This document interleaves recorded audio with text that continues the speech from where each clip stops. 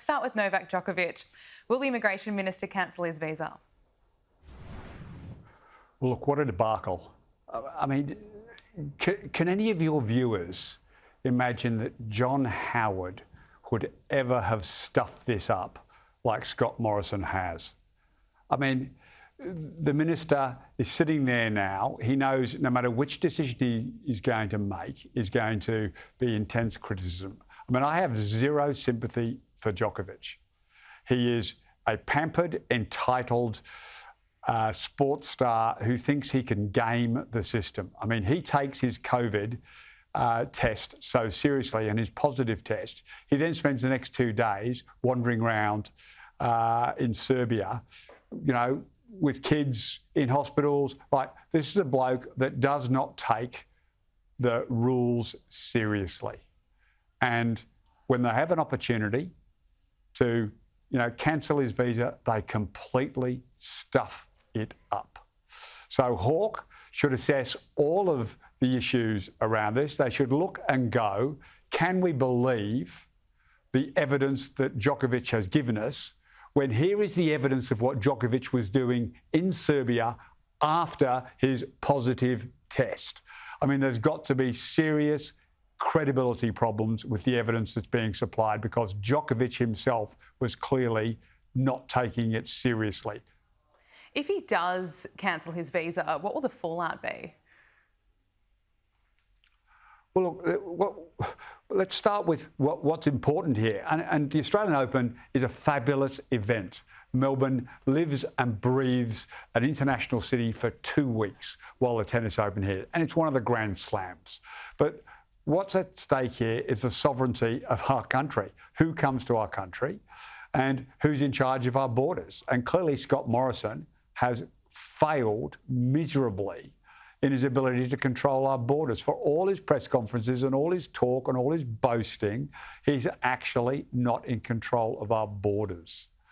So, you know, the big issues here are Australian sovereignty and our rules around COVID and COVID vaccination. Yeah. That is what is important.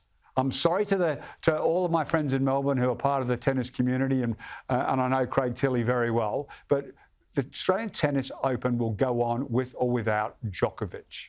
Just on borders, we heard Anthony Albanese speaking moments ago about the tourism industry and how it's been hit incredibly hard. When should we be opening our borders? When should we be allowing tourists to come back? Well, at the moment, the process is complex. We've got to get all sorts of tests to come back in, whether you're a returning Australian or you're a visitor. I've got a friend who's been trying to come to Australia for the last few days from the US, and not because of anything to do with Australia, but you know, they've mucked it up at his end. So there's just a lot more complexity to international movements. So we want to be able to open up safely. That's the key.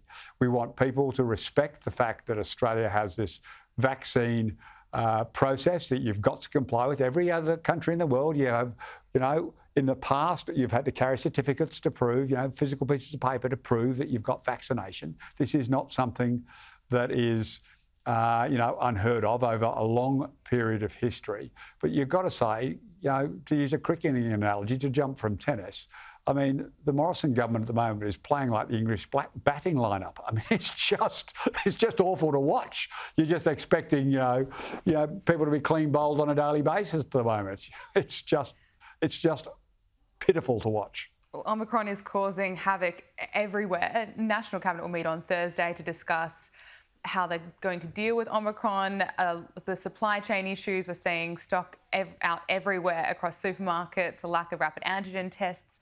Also, a big problem is the isolation requirements. So many staff members just can't get to work at the moment. Should the government redefine isolation requirements and rules?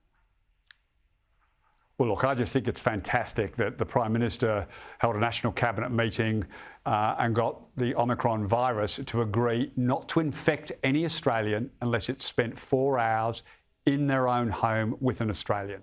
I just think it's, you know, what a piece of negotiation that was. I mean, here he is lying about the ATAGI advice, got caught, really simple. Yeah, we've got serious supply chain issues. We've got critical industries like our health sector. We're having to stretch to capacity. We've got to try and get everybody back as fast as we can. And clearly, if you just go into your supermarket, my local Williamstown supermarket has had empty meat shelves regularly over the last few days. So we've got to put in place a rigorous system, but not the Trumpian style approach was, if we just stop testing, we'll stop finding sick people. I mean, we've moved from PCR tests. They didn't order, and Albo's absolutely pinged the Prime Minister. I mean, the Queensland company that went to the Prime Minister back in October and said, look, we produced these tests. We're just sending them all to the US at the moment. We're prepared to build you a stockpile. No, we've got the gold standard PCR test. I mean, Morrison is literally stuffing up every single day and having to just make ridiculous announcements. Yes, we've got to fix this supply chain issue, but not necessarily until we've got all the bits in place in terms of rapid antigen tests. And you know, they just got to get their act together as a government.